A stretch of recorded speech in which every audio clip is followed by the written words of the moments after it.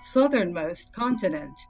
It is also the world's highest, windiest, coldest, iciest, and driest. Technically, Antarctica is a desert. It only gets 6 inches of rain a year, but that rain freezes and never melts. The temperature is too low. So each year's frozen rainfall has accumulated on top of the previous years over millions of years. Antarctica is around 5.5 million square miles in size, and thick ice covers 98% of the land.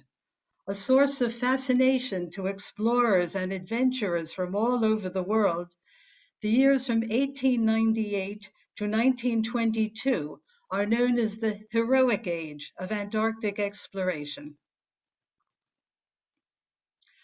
On 25th January 2020, in front of a crowd of 500 people, a monument was unveiled in Edward Bransfield's hometown of Ballinacurra, County Cork, just 5 days prior to the 200th anniversary of his sighting of the Antarctic mainland for the first time. Edward Bransfield was born in 1785. On June 2, 1803, Bransfield, then 18 years old, was out on his father's fishing boat when he was forcibly removed by British sailors and press-ganged into the British Navy. Despite this inauspicious beginning, young Bransfield began what would be a highly distinguished career in the service. He began as an ordinary seaman on the 110-gun HMS Ville de Paris, where he shared living quarters with William Edward Parry, then a 12-year-old midshipman, and the man credited with the discovery of the Northwest Passage. Bransfield worked his way up from midshipman through the ranks until in September 1817 he was appointed ship's master of HMS Andromache under Captain William Henry Sheriff and posted to the Royal Navy's new Pacific Squadron off Valparaiso in Chile. The waters off the coast of Chile were among the busiest sea lanes in the world prior to the building of the Panama Canal. In 1819, while rounding Cape Horn, William Smith, the owner and skipper of the English merchant ship Williams, was driven south by adverse winds and discovered what came to be known as the South Shetland Islands. When news of his discovery reached Valparaiso, Captain Sheriff decided that the matter warranted further investigation. He chartered the Williams under Captain Smith and appointed Edward Bransfield to head an expedition to survey the newly discovered lands. Bransfield reached the South Shetland Islands, where he landed on King George Island, taking formal possession on behalf of King George III. Turning south, he then crossed what is now known as the Bransfield Strait, which was named after him by James Weddell of Weddell Sea fame in 1822. And on 30th January 1820, Bransfield sighted Trinity Peninsula, the northernmost point of the Antarctic mainland. Bransfield made a note in his log of 2 high mountains covered with snow, one of which was subsequently named Mount Bransfield in his honor. Having charted a segment of the Trinity Peninsula, Bransfield followed the edge of the Antarctic ice sheet in a northeasterly direction and discovered various points on Elephant Island and Clarence Island, which he also formally claimed for the British Crown. When Bransfield returned to Valparaiso, he gave his charts and journal to Captain Sheriff, who delivered them to the Admiralty. The original charts are still held by the Hydrographic Department in Taunton in Somerset, but Bransfield's journal has been lost. 2 private accounts of Bransfield's historic voyage were published during 1821, which is how we come to know about it. The plinth of the Bransfield Monument is inscribed with the names of the other great Irish Antarctic explorers. Robert Ford, who came from the parish of Movidi near Kilmurray, was one of three naval petty officers from Munster, Tom Crean, Patrick Johan, and Robert Ford, who served on Captain Scott's voyage to the South Pole from 1910 to 1913. Ford, who was born in 1875, was actually related to automobile tycoon Henry Ford. He went to sea in 1891 and joined the Antarctic Expedition in 1910 at the request of Scott's deputy, Lieutenant Teddy Evans. Ford, a burly handyman, helped erect Scott's hut at Cape Evans, which has survived the brutal Antarctic climate for over 100 years and still stands to this day. Robert Ford was invalided home after suffering a severely frostbitten hand when temperatures plunged to minus 73 degrees Fahrenheit. He retired to Cove and wore a protective glove for the rest of his life. Ford, the last survivor of Scott's Munster men, died in 1959 at the age of 83. He is buried in Cove, close to the grave of boxer Jack Doyle, known as the Gorgeous Gale. Patrick Johan was a true man of the sea. He was brought up near Barry's Point on Cork's Seven Heads Peninsula. His father was coxswain of the Courtmacsherry lifeboat, which was among the first vessels to reach the Lusitania in 1915. Johan entered the Navy at age 16, rose to the rank of petty officer, and joined Scott's South Pole expedition in 1910. Johan, a rugged, dependable man, marched to within 350 miles of the South Pole with Scott in 1911 and helped to bury his dead body a year later. Johan, who married into a Cork Coast Guard family, later relocated to England. He served in 2 world wars and lived long enough to advise the makers of the film Scott of the Antarctic in 1947. He died in 1950 at the age of 71. Tim and Mortimer Mccarthy were brothers who served with both Scott and Shackleton, and they were raised at Lower Cove, overlooking the waters of Kinsale in County Cork. Mortimer, in the above right, went to sea at the age of 12, and he served for over 70 years. An expert mariner, he made 3 voyages to the Antarctic in Scott's ship, the Terra Nova, and was still working on ships well into his 80s. Mortimer made a nostalgic trip back to the Antarctic in 1963 at the age of 81 and died in New Zealand in 1967, aged 85. Tim Mccarthy, above left, was a seaman with a flair for handling small boats, who joined Shackleton's Endurance Expedition in 1914.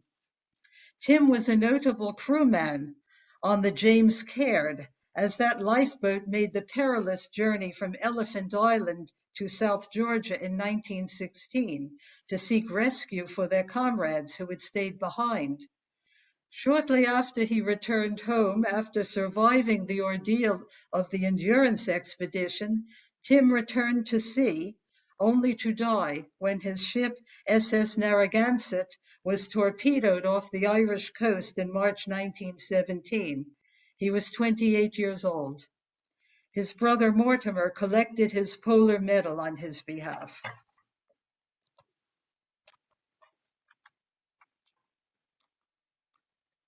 Okay, here we go. Captain Francis Crosier. When I first gave this talk, I gave rather short mention to Captain Crosier. Since then, however, he's gotten his own TV series, The Terror, named after the ship he captained in the Franklin Expedition, the other ship being the Erebus. Here he is with his present-day incarnation in the form of the actor Jared Harris. Born in 1796 in Banbridge, County Down, Crosier attained the rank of captain in the British Navy, in which he served for more than 30 years. A veteran of 6 expeditions to both the Arctic and the Antarctic, he served as second in command to Sir James Clark Ross. Sorry, beg your pardon. Yes, to Sir James Clark Ross of Ross Sea fame. This expedition achieved the most significant penetration up until that time of the Antarctic pack ice and discovered large parts of the continent, including the Ross Sea and Ross Island, Mount Erebus, and the Ross Ice Shelf. In 1845, he joined the expedition to the Arctic to discover the Northwest Passage as second in command to Sir John Franklin, and he, along with every other member of this ill-fated venture, disappeared without a trace. Or did he? Find out what really happened in my talk on the Franklin Expedition, available on YouTube. And now we come to Ernest Shackleton, aka the Boss.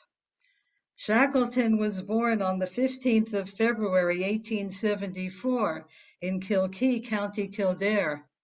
His father was from Yorkshire, and his grandfather, Abraham Shackleton, an English Quaker, moved to Ireland in 1726 to start a school at Ballintor, County Kildare. Ernest was the second of 10 children and the first of 2 sons. The second, Frank, achieved notoriety as a suspect, later exonerated in the 1907 theft of the Irish crown jewels. In 1884, the family moved from Ireland to London. However, Shackleton took lifelong pride in his Irish roots and frequently declared, "I am an Irishman." Shackleton joined the British Merchant Navy when he was 16 and qualified as a master mariner in 1898. Alongside his photo is the famous recruitment advert for the Endurance Expedition. Men wanted for hazardous journey, small wages, bitter cold, long months of complete darkness, constant danger, safe return doubtful, and recognition in case of success. And as it happens, he was beating them off with a stick. There's a museum and memorial dedicated to Ernest Shackleton in Athy, County Kildare. Now that things are getting back to normal, hopefully, we can go there someday on a group excursion. Which brings us to the awesome Tom Crean, who was born on 25th of February, 1877, to Patrick and Catherine Crean at Gortacran near Anascall in County Kerry. Tom was one of 10 children, and his family lived in harsh and rugged conditions on their farm, a background which may have helped prepare him for the privations of Antarctic exploration. Tom left school at age 12 to help on the farm and eventually left to join the British Navy. He was only 15 years old when he signed up at Minard Coast Guard Station and was officially enlisted on 10th July 1893. Tom Crean worked his way up to petty officer 2nd class and in 1901 was present in Lyttelton, New Zealand, where Captain Robert Falcon Scott was recruiting for the Discovery Expedition to Antarctica. As luck would have it, a member of Scott's crew, a man by the name of Henry Baker, got into a fight and struck a petty officer, and rather than stay and face his punishment, he deserted, leaving the ship a man short. When the call went out for a replacement, it was 24-year-old Tom Crean who volunteered to voyage southwards. And so it begins. Here are 2 photographs taken over a century apart that span Crean family history.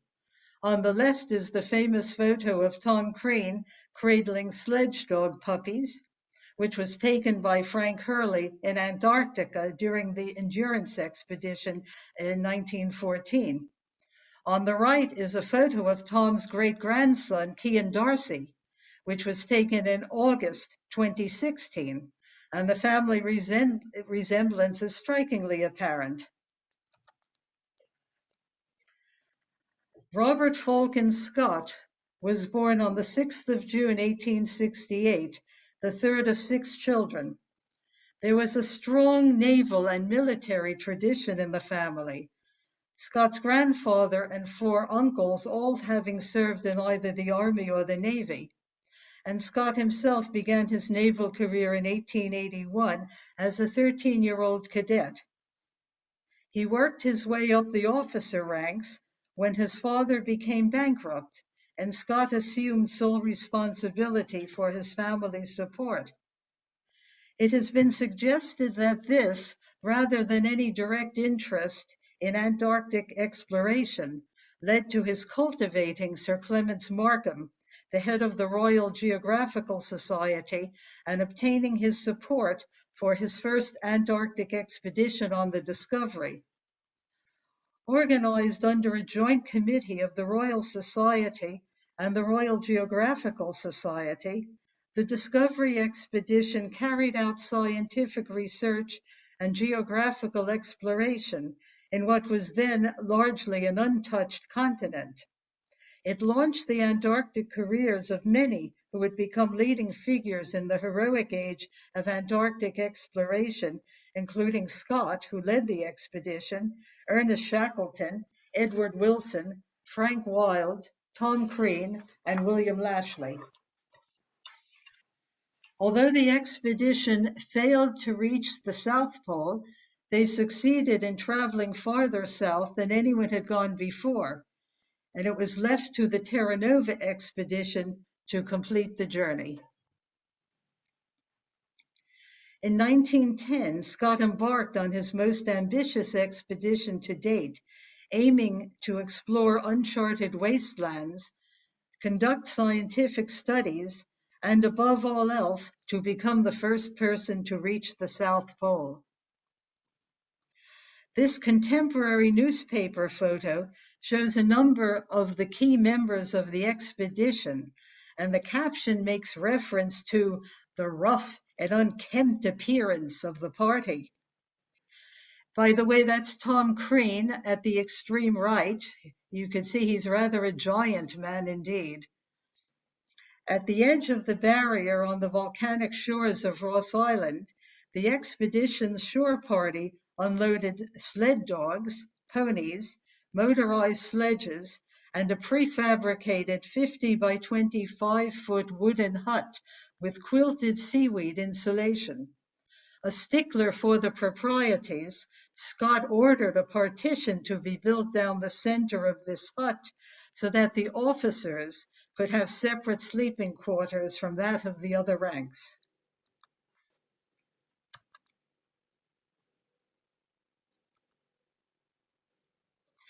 Scott has been much criticized for his transport choices.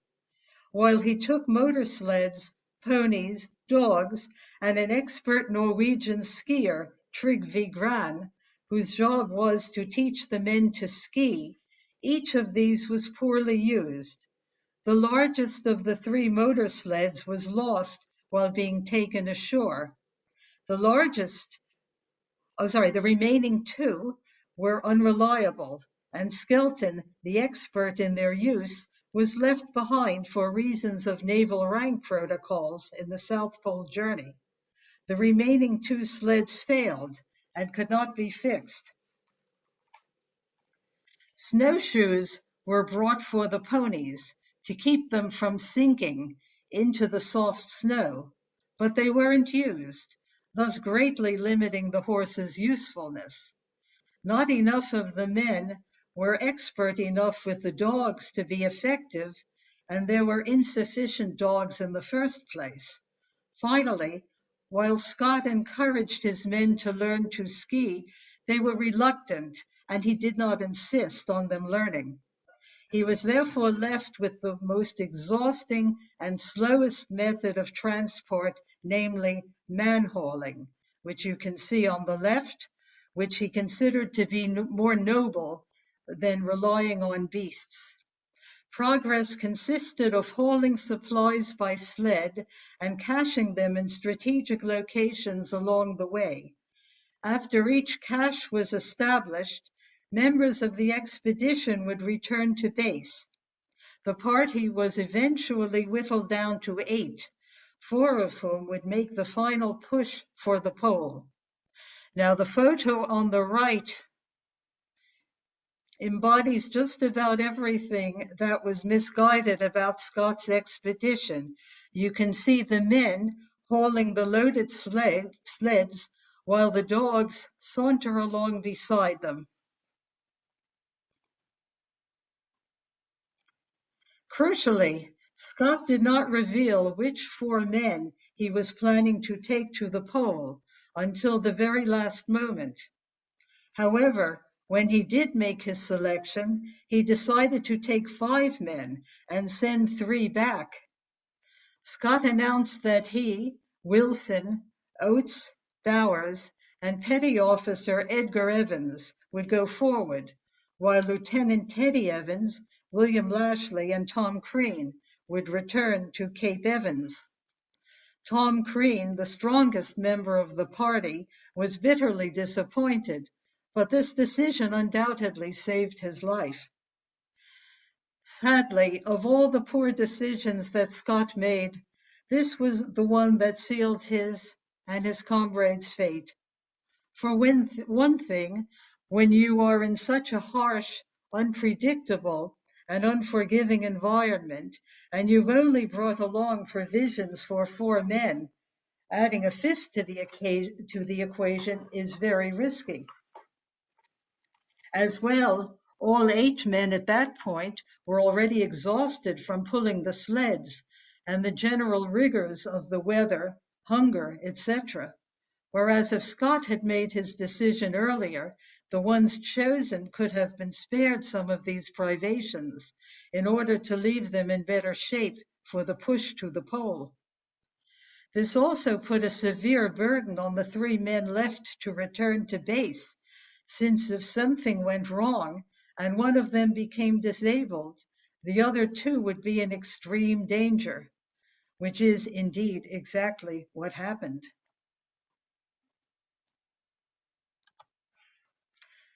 On January 17, 1911, Scott's polar party finally arrived at the South Pole.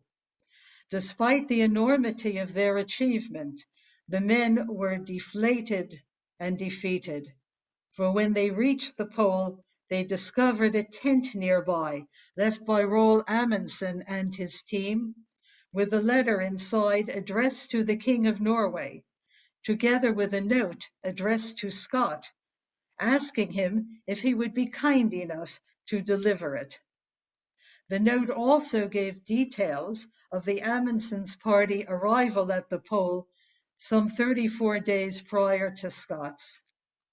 Scott and his colleagues went ahead and staked the Union Jack, but their spirit was broken. Meanwhile, now some 350 miles distant from Scott's polar party, Crean, Evans, and Lashley had amazingly made it to within 35 miles of Hut Point. Lieutenant Teddy Evans, who was near death from scurvy, was being heroically hauled along the barrier on the sledge by Crean and Lashley, who had disobeyed his direct order to leave him behind and save themselves. It became apparent to Crean and Lashley that Evans would certainly die before they reached the hut, and at their current pace it would take them 4 to 5 days to complete the journey, time that Evans, in fact, did not have. A tent was pitched, and Tom Crean volunteered to complete the journey alone, leaving Lashley to care for Evans. Crean's solo march took him just 18 hours to complete, an incredible feat coming at the end of an arduous 1,500-mile round trip. The alarm was raised, and a rescue party found the 2 men, and Evans would survive the ordeal. Both Tom Crean and Bill Lashley would later receive the Albert Medal for their heroic actions. Another aspect of Crean's heroism worth pointing out is that in the British Navy of that era, only officers were instructed in the art of navigation. So Tom Crean undertook his solo trek, trusting to blind luck and his own inner strength and fortitude. The men at Hut Point eagerly awaited news of Scott and his companions. When time passed without any sign of them, they sent out a search party. On November 12th, the search party spotted a cairn-like mound and soon realized that it was Scott's tent. Inside, they discovered the frozen bodies of Scott, Wilson, and Bowers. The search party removed their personal effects, letters, and journals, and through Scott's journal, which he kept very nearly up to the moment of his death, they learned of the circumstances of the deaths of Edgar Evans and Lieutenant Oates. The men left the bodies of their comrades where they lay and collapsed the tent on top of them. They built a cairn of snow over the tent and fashioned a cross, which they placed on top. The search party then trekked to the point where Oates had walked to his death, but no trace of him could be found, and they decided to head back to Cape Evans and await the return of the Terra Nova. They departed Antarctica in February 1913, and upon arriving in New Zealand, the world would learn the tragic story of Scott's polar party. Lieutenant Oates, he of the famous exit line, also had connections with Ireland, having been stationed in the Curragh in County Kildare for 4 years. He had liked Ireland so much that he was planning to return there to live after the expedition, and he never made it.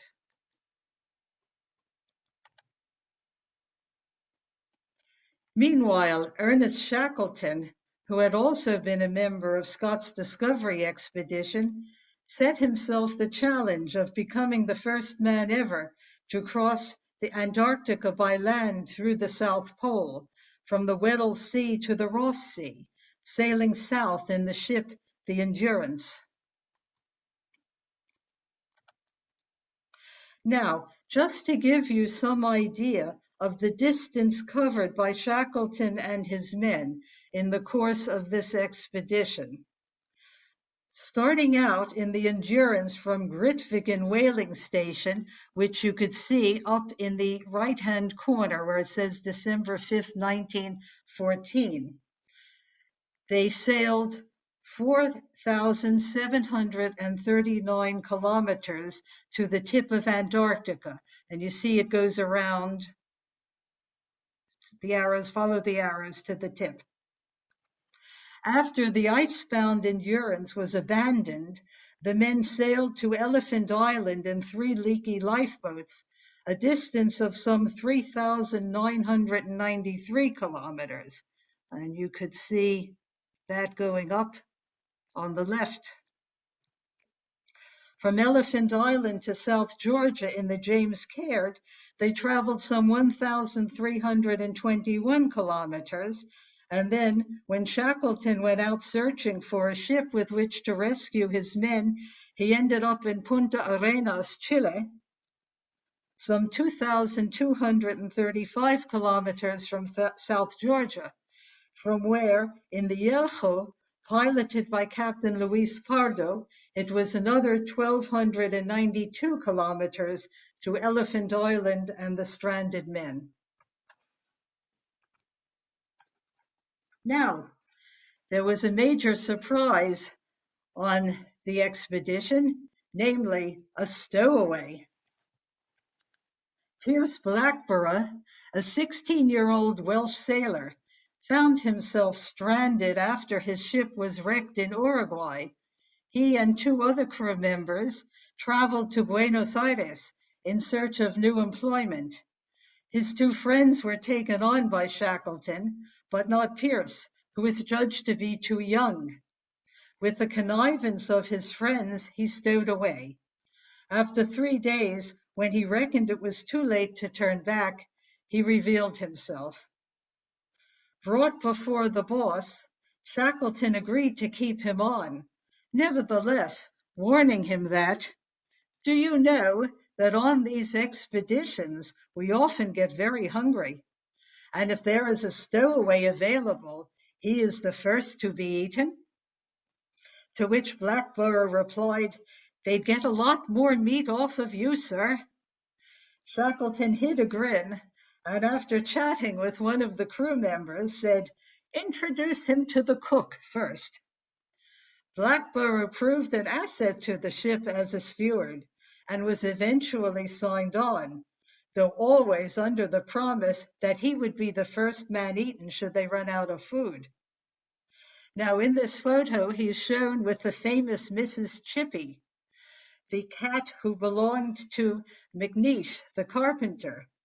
Now, Mrs. Chippy, in fact, was a male cat. So how did he get to be called Mrs. Chippy? Well, you see, on ships, all the different functionaries have nicknames. For example, my husband was an electrical officer, so he was a Lecky. An engineer is a Clanky. And a carpenter is a Chippy. So McNeish's cat, the carpenter's cat, was Mrs. Chippy. So going back a bit, South Georgia had been the Endurance Expedition's last port of call before it headed for the Weddell Sea. South Georgia was an uninhabited island except for a small community of Norwegians who manned the whaling stations on the eastern shore. Shackleton was warned by the whalers that this season's ice was particularly bad in the Weddell Sea, and it extended further north than they had ever seen it. Despite this advice, Shackleton left South Georgia on December 5, 1914 for Antarctic shores, and a mere 2 days later, they were maneuvering through pack ice.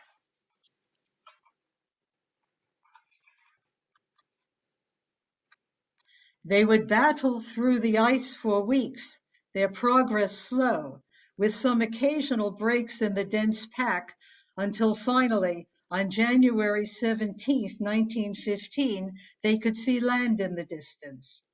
However, on the following day, the ship was halted on its course by the ice, which would never release its grip on the vessel. Attempts were made by members of the crew to cut a path through the ice in front of the ship, but they could not free it. They set up housekeeping in tents on the ice. This photo shows Shackleton and Frank Hurley, the expedition photographer, and amused themselves as best they could, including playing soccer while they waited for the ice to free the ship. But the ice remained inexorable, and on November 21st, 2015, the ship finally sank. At this point, there was nothing to be done but to take to the lifeboats. The 3 lifeboats, the James Caird, the Dudley Docker, and the Stancomb Wills, bore the names of the chief financial backers of the expedition. Shackleton himself took command of the largest of the lifeboats, the James Caird, and the Dudley Docker was commanded by Frank Worsley. Hubert Hudson was given command of the Stancomb Wills. However, it was soon Tom Crean who assumed command of the Wills, as Hudson's physical and mental condition had deteriorated after months on the ice. Tom Crean heroically kept the Wills afloat, sailing through a labyrinth of ice and battling the rough sea, while all the time the boat was taking on water and constantly needed to be bailed out. Conditions on all 3 boats were appalling, as the soaked and hungry men suffered from seasickness and diarrhea, as well as the freezing temperatures. At night, the men would huddle together to generate heat and would awake covered in permafrost. Many accounts written afterwards by those aboard the James Caird referred to the indomitable spirit of Tom Crean during the voyage and his constant singing of the song "The Wearin' of the Green," even at times of ultimate peril. Now, none of these accounts allude to him singing it well, quite the opposite, in fact, but his cool and calm demeanor in the face of such danger was amazing and did not go unnoticed. The 3 lifeboats spent 7 wretched days at sea before they finally sighted the mountainous peaks of Elephant Island. They were the first men ever to set foot on Elephant Island, and they knew they would soon have to get off of it. This was because Elephant Island was one of the most remote places on Earth, and it was nowhere near any of the shipping lanes, so there was no hope by rescue from any passing vessels, and to escape they would have to set sail again. Shackleton decided to take a crew of 6 in the James Caird, the largest of the 3 boats, while the other 22 men would stay behind to wait, hope, and pray. Tom Crean and Frank Wild were asked by Shackleton to stay behind on the beach and take charge of the men. But Crean, instead of thanking his lucky stars not to have been chosen, pleaded successfully with Shackleton to be among the crew of the James Caird.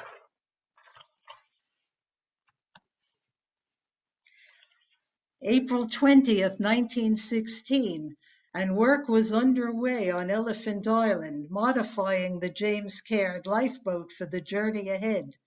The plan: 6 men, equipped only with a sextant, would attempt to sail it 800 miles through the world's roughest waters across the Weddell Sea, aiming at a speck of land named South Georgia.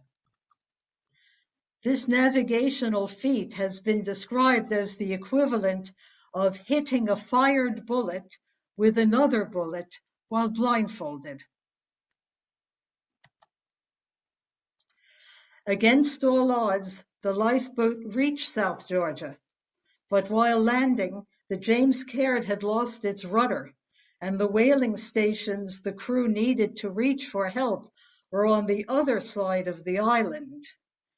It would have been a journey of about 130 miles by boat, but given the condition of the vessel and some of the men, this was not an option. The only option was to cross the unexplored and uncharted interior of South Georgia. At this stage, McNeish and Vincent were in very poor condition, so they were left behind in the care of Tim Mccarthy from Kinsale. Now, look at those peaks of ice.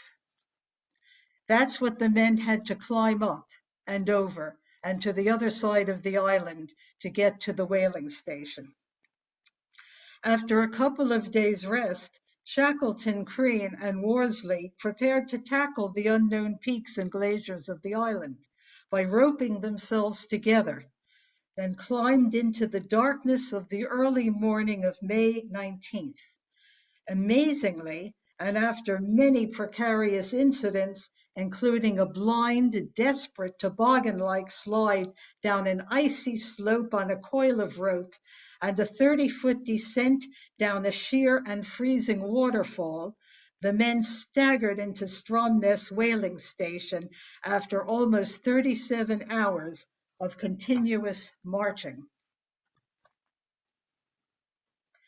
Again, here is Stromness whaling station, and you could see the mountains in the background. That's what they came down.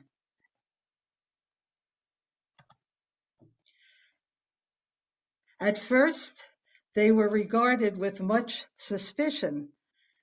These 3 filthy, drenched, almost decrepit men crawling out of the unknown interior of the island. Children who saw them in the street ran away screaming. However, once they identified themselves to the whalers, who had long since assumed the crew of the Endurance had perished on their voyage, the welcome they received was immeasurable.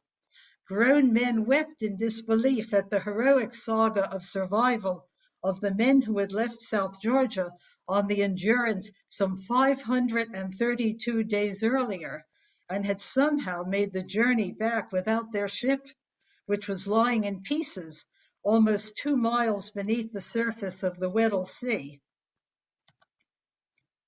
Shackleton, Crean, and Worsley were taken to the manager's villa, where they took hot baths, were given fresh clothing, and treated to a slap-up meal. Meanwhile, the whalers of Stromness made haste and soon rescued Mccarthy, McNeish, and Vincent from the south of the island. They also found the James Caird, which they carried ashore as a mark of respect to the men. Today, the boat sits preserved in Dulwich College, Shackleton's alma mater, in London. But this was the sort of journey where nothing was ever going to be simple or straightforward. Now Shackleton had to find a ship sturdy enough to make the return trip to Elephant Island to rescue his men.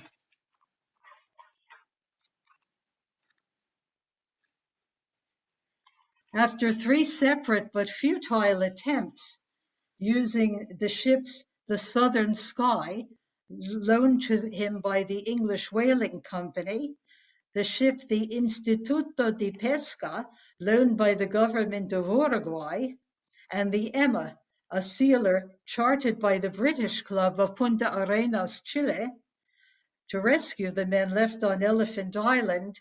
The Yelcho, a 36.5-meter steam tug commanded by Captain Luis Pardo, was authorized by the President of Chile, Juan Luis Sanfuentes, to escort and tow the Emma. When the 3rd attempt with the Emma failed, the Chilean government decided to send the Yelcho alone, although it was entirely unsuitable for Antarctic conditions, lacking as it did proper heating, a radio, or a double hull. Another unsung hero of this trip, of this expedition, is Captain Luis Pardo, seen here with his crew.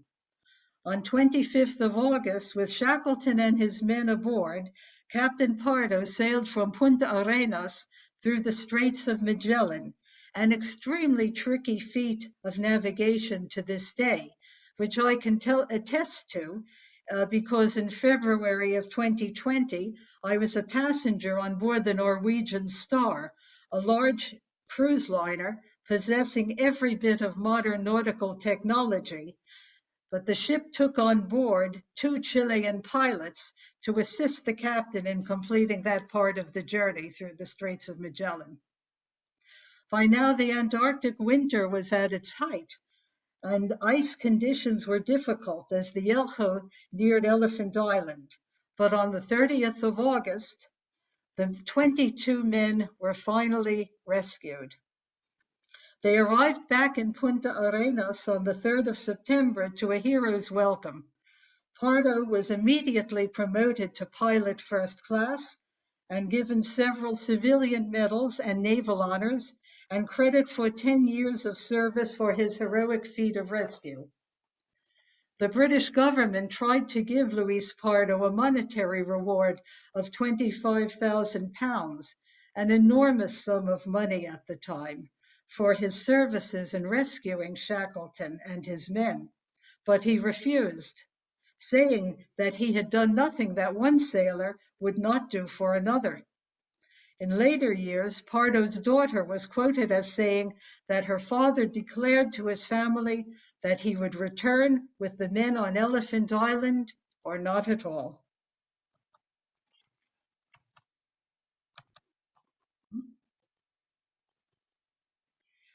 Here is the memorial to Captain Luis Pardo, which was erected at Point Wild on the northeast coast of Elephant Island. There are also monuments to Captain Pardo in Valparaiso and other urban centers, and a postage stamp with Pardo's portrait was issued by the Chilean government in 2016 to commemorate the 100th anniversary of the rescue.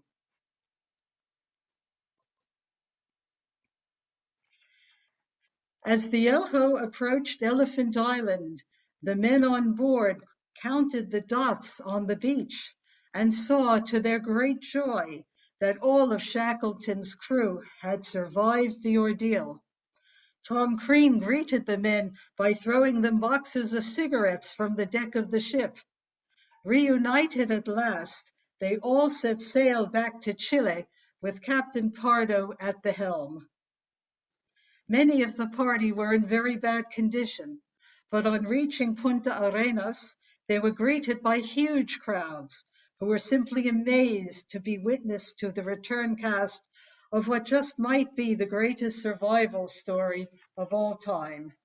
And the photo is of Tom Crean greeting his friend Jan Meacham, who had remained behind in Elephant Island, and then the headline of the newspaper celebrating the rescue.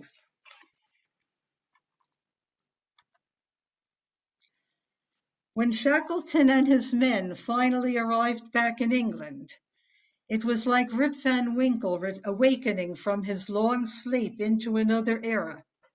With World War I raging in Europe, there was no time or inclination on anyone's part to celebrate the achievements of men who had been, in the opinion of many, shirking their duty to their country by engaging in frivolous pursuits such as Antarctic exploration. Tom Crean experienced a similar sense of alienation in that the Ireland he returned to when he retired from the Navy in 1920 after suffering a bad fall was in the midst of the struggle for independence. He kept a very low profile about his time in the British Navy and rarely spoke of his adventures to anyone, nor did he write his memoirs. Most of what we know about his staggering heroism comes from the writings of his colleagues, by whom he was universally respected. He was also held in high esteem by his captain's widows, Kathleen Scott and Emily Shackleton, who kept in touch with him for many years after their husband's passing. Tom Crean built a pub, which he named the South Pole Inn, in Enniscorthy in County Kerry. He married a local girl, Ellen Herlihy, with whom he had 3 children. His last surviving child, his daughter Mary O'Brien, died in 2018. His granddaughter, Aileen Crean O'Brien, gives walking tours of Enniscorthy.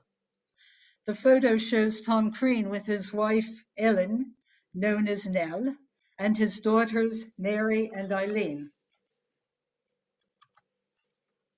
Ernest Shackleton, on the other hand, never got over his fascination with the Antarctic. In order to raise funds for another expedition, he went out on the lecture circuit, which he endured but did not enjoy. In a way, this required nearly as much endurance as the expedition itself, as you can see from the poster, with 2 shows every day, wherein, as advertised, Shackleton would personally tell his wonderful story of his last Antarctic expedition, illustrated by marvelous moving pictures. Tom Crean died in 1938 at the age of 61, and his funeral was the largest Enniscorthy had ever seen. He'd contracted peritonitis after having to travel to Cork by ambulance when denied a life-saving appendectomy in the Tralee Hospital closest to his home because no doctor capable of performing the surgery was on duty when he was admitted. He and his family are buried in the tomb pictured here that he constructed with his own hands. Ernest Shackleton's death in 1922 was also something of an anticlimax. Embarked on yet another expedition to Antarctica, he suffered a heart attack while in South Georgia. Expedition member Leonard Hussey undertook to accompany the body back to England, but when he arrived in Montevideo in Uruguay, having traveled what was already a considerable distance, he received instructions from Shackleton's wife Emily that she wished her husband to be buried in South Georgia. Hussey therefore turned around and returned there with Shackleton's remains. His grave in South Georgia remains a place of pilgrimage to this day. I don't know, looking at these photos, it seems to me that allowing for the difference in the color palettes, these desolately beautiful locations are very much alike and completely suited to be the final resting places of these two remarkable men.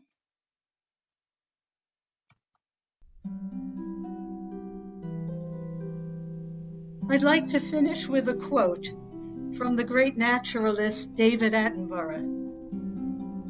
At a time when it's possible for 30 people to stand at the top of Everest in one day, Antarctica still remains a remote, lonely, and desolate continent, a place where it's possible to see the splendors and immensities of the natural world at its most dramatic, and, what's more, witness them almost exactly as they were long, long before human beings ever arrived on the surface of this planet. Long may it remain so.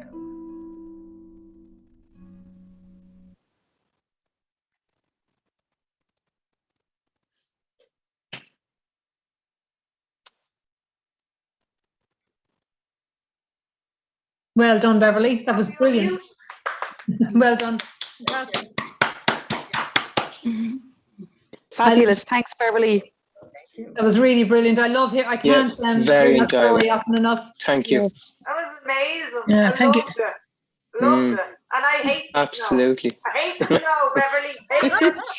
Love Well, that. then don't go there. I won't, but I feel like you brought me there, and that was enough. But like, look at my sunshine behind me. But I loved it. Loved it. Brilliant. I actually feel cold watching it. Fabulous Thank you, photograph, that's a Beverly. tribute to my powers of description. Yes. Absolutely. I can't remember the name of the guy who wrote it, but there's a fantastic book. I'm sure Beverly knows it. It's called The Endurance. I can't remember the guy who wrote it now. I think that's Tim Jarvis's book. Is it? Yeah, and it's about that. It reads like a novel, and if you're ever, you should get in the library. It's a fantastic book. It tells the full story, like Beverly has gone through there. It's really, really good. Another book worth reading is Michael Smith's biography of Tom Crean, because Crean was on those 3 key expeditions. It basically serves as an introduction to all 3 of them. I see Dolores has her hands up. Has her hand up. Dolores, may I answer a question for you?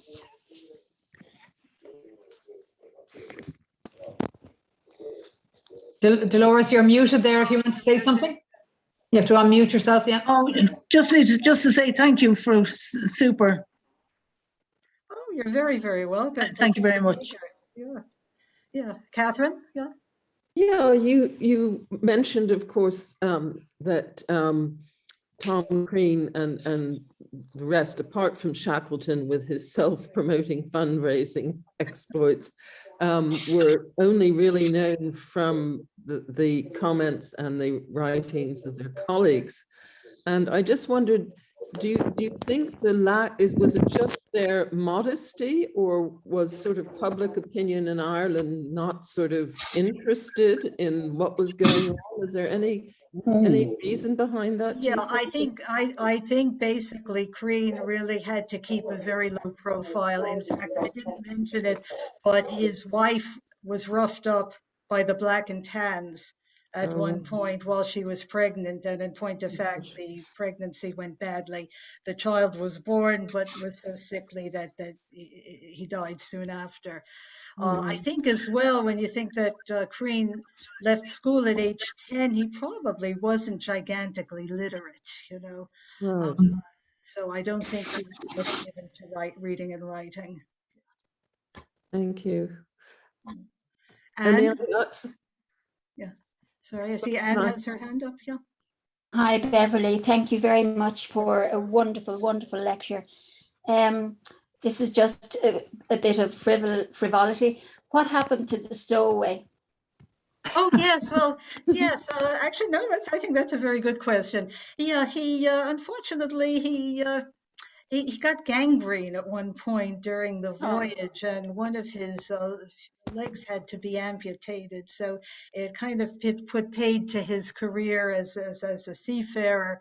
He did get back home eventually, and he found other employments. He had a number of skills, but of course, he lived longer than some, longer than poor Tim McCarthy, but I think he was 53 when he died. Okay. He wasn't eaten anyway. Thank you. He wasn't eaten. That's the good news. That's the good news. Maybe they ate his leg after they amputated. Oh, yuck. Thank you. Thank you. Welcome. Hi, Sean. Yes. Hi, Beverly. How are you? Beverly, wonderful talk. Really enjoyed it. Not a question, but more just a bit of input. In more recent times, in the late 90s, I remember meeting an Irishman called Frank Nugent, and he'd written a book, I think Seek the Frozen Lands, I think it was called. But a really interesting fellow to talk to. He'd been in the footsteps of Tom Crean and Shackleton. I don't know, you probably noticed they tried to recreate the journey in a boat that they mocked up similar to the James Caird and sailed from Elephant Island to South Georgia. And they hit storms, storm force 10, and 3 times the boat went into a roll. And after the 3rd time, they rang the support ship to come and rescue them. Yeah, I think they tried. It was Alexandra Shackleton, Ernest's granddaughter, who was the sort of financed that trip or sponsored it, and it was they tried not to have anything with them that Shackleton and his men wouldn't have had on the James Caird. Right, but Sean pointed out the most salient difference. Of course, they had a support ship. They had a support ship, and when they needed help. And they just thought, if we go any further, somebody's going to get hurt, or they could, which of course, die of hypothermia. James Caird didn't. Yeah. And I've seen film footage of that trip, and another difference: the men all looked very clean and well shaven. Which the people on board James Caird most certainly did not. So was Shackleton just incredibly lucky, Beverly, do you think? He must have had a huge amount of luck. He was a great judge of character. He had the ability to bring out the best talents in the people who were with him. In fact, to this day, his name is used in business school as a great example of leadership. And in fact, one example of what he did that's kind of counterintuitive, but was really very smart of him. The crew of the James Caird included the 2 men who were that he regarded as the worst troublemakers in the expedition. Now, most people would have left them behind on Elephant Island. Shackleton was too smart for that. He figured the guys on Elephant Island needed every advantage that they could get. So, and he figured the troublemakers would be better off under his eye. So that was McNeish and Vincent, and he took them with him. And in point of fact, McNeish the carpenter turned out to be fantastically useful, because it was he who hammered wooden nails into the men's shoes before they went to climb that mountain in South Georgia. Yeah. That's right, yeah. Remarkable man. See, Anita has a few questions there, Beverly. Yeah, Anita, let's start with one. Yeah. Well, they're kind of related, because this is how my head works, so I apologize up front. Not at all. I'm teasing. Yeah. But it's all about naming, because I'm all about that. One, was Elephant Island named Elephant Island before they arrived at, or like, did it exist as Elephant Island, or after they kind of arrested it? Yeah, no, that's a very good question. That's what. Second, all of those places, sure. I just want to say, because I don't want to bother you, they're all naming questions, I promise you there. The second one is, I've never heard of lifeboats being named. was that just for that expedition, or was that a very naval thing that I've just never heard about? And secondly, does anybody own the Antarctic? You know, like the colonization of Africa and America. So that's it. It's all about the naming. Yeah, no, they're very, very good questions, all of them, and interrelated. Yeah, okay, the naming was all done at the time. That was the custom of exploration at that time, all over the world, in fact. All the places in the North Pole, all the places in the South Pole, the Northwest Passage, they were all named. It was considered your right. If you discovered something, you were entitled to name it either after yourself or after a sponsor of your expedition, which brings us to the lifeboats.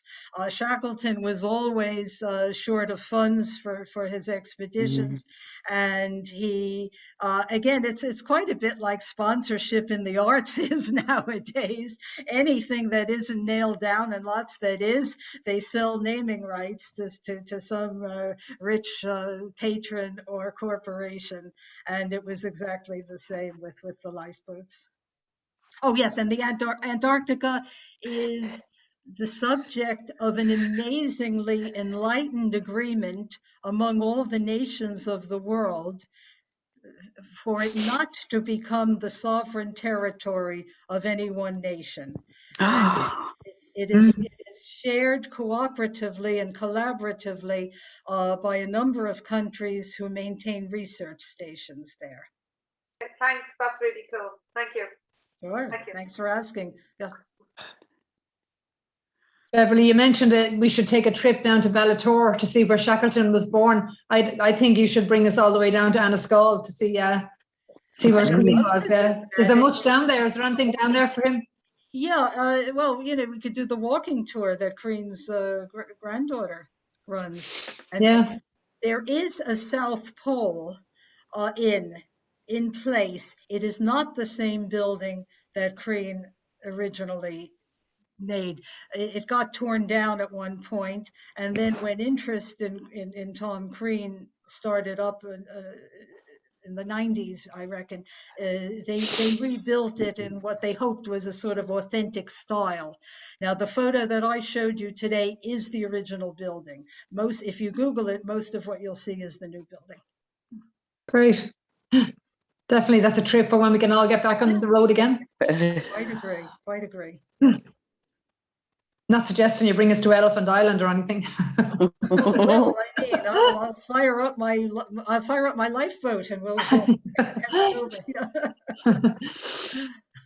Have you been down there, Beverly, to Elephant Island? I have not. I've been as far as Ushuaia. Okay. And gone through the Beagle Channel and around Cape Horn, but I've never quite made it. I've been to Punta Arenas and I've been to the Falklands, but I have not been as far as the Antarctic Peninsula. I'd really love to do that someday. Bucket list. Yeah, great man. Absolutely. Yep, that's it. I think Beverly's gone over our time. You were great, Beverly, to answer all the questions. Thanks very much for everything. That was a brilliant talk. Really good. I'm quite happy. I mean, if it's totally up to anybody. Jer, if you want to head off, if no, I'm fine. Wants to continue asking questions, I'm very, very happy to answer them. Or make comments, because I know a lot of people here, most notably Sean, knows quite a lot about the topic. Fantastic. Is very welcome. Yeah, some great comments. Everyone was very happy with it. It's an excellent lecture. Yeah, really is brilliant. Really good. Thank you. And I know I just want to point out that you're saying you're recording these. I think Beverly has absolutely thrown the gauntlet for anyone who's thinking of doing something similar, because you've set the bar here. So quite frankly, the rest of us have to, okay, I was just thinking of lashing something out. Okay, I'm going to have to give it some thought. I'm just saying that. Just throw that out. No. We've had some marvelous talks, Anita, in the course of the winter. Really, really good talks, and I'm trying to live up to them. I promise you. Yeah. Wait till you hear Jer's talks. And we've about 4 up on the library already, and Beverly will put this one up then as well. So she'll put the link on the page. And you can hear, I've forgotten what ones are there already, but yeah, definitely we'll repeat some of them that we missed last time, and hopefully we'll get new ones as well. Christine's talk on the canal. Which was a fantastic one, is there. It's had over 200 views, quite deservedly. My talk on the Franklin Expedition is up there. And the one Avine's talk on Belfast in the Northern World. Oh yeah. Yeah. Yeah, and hopefully we'll try and get the bridges. If you remember that we did the bridges of the Liffey, the whole series of talk there. They some of them were fantastic. So hopefully we'll get all those people back again, and we'll line them up. We'll press gang them into doing something. We'll do press ganging. Yes. Yeah. And there's also another that one-man show. Beverly mentioned it earlier today. You know, the one-man show about Tom Crean finding Elephant Island. I'd love, and that's really worthwhile going to. If you ever come upon it, it's been offered as a Zoom presentation by a number of local theaters to try and make money during the pandemic. I keep my eye out for it, and if I come upon it again, there were 3 or 4 showings at the very beginning.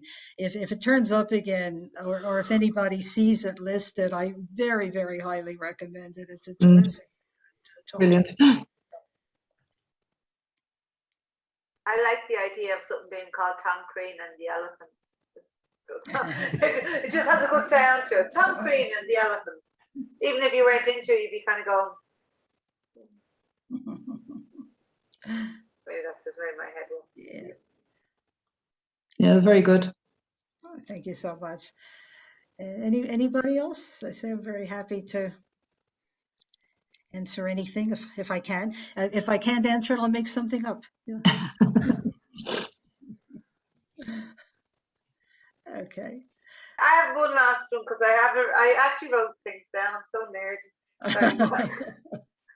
You know the way you were saying about the Scots expedition and all the things that he should have done and he didn't do, and he brought the dogs, didn't use them because and he brought the horse. Has it ever come out other than the fact that it's more noble to walk and kill yourself than let the dogs pull you? Other than that, was there ever a real reason why he brought the stuff? Because one would think that if you bring the stuff, you intend to use it. So was there ever any real reason why he brought the shoes for the donkeys or the horses or whatever, and he didn't? Was there ever a real reason given of why he brought all this stuff and then didn't use it? He was other than being noble. He didn't really know a lot about it. He wasn't like Amundsen, who had spent several winters, who came from Norway, of course, but who spent several winters in the north to acclimatize before he went on his expedition. Scott actually didn't know very much at all about what he was getting himself into. And he kind of had the attitude, and of course he had a very, very high imperialist attitude that, the British will always be able to be stronger, better, more heroic than anybody else. He sort of threw every single thing that he could think of into that ship to take with him.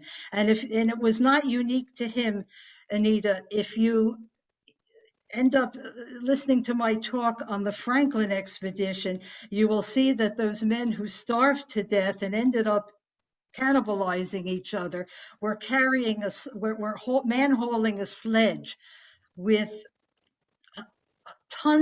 literally tons of useless items that they took off the ship with them that they thought maybe they might need.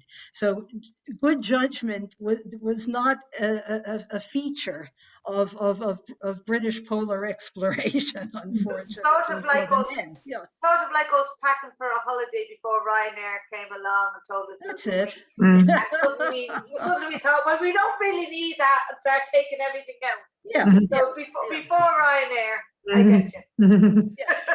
An excellent description. Couldn't be better. Sean, would you agree with that at all? Yeah, I do. I think Scott also brought the motorized tractor vehicles because that was at the time, you know, kind of a new means of transport. So why not? And then supplement that with the ponies. But yeah, you're right, both went horribly wrong. And then you know, as Amundsen had the dogs and had learned how to use them. And I think he also did Amundsen use wind power as well with the dogs and the sleighs. Yeah, he had a sort of rudimentary sail. You know, so Yes, like that's right. And none of his men walked; they were all on skis. that's right. as- Yeah, so as they well. were Yeah. they were ahead of the So game.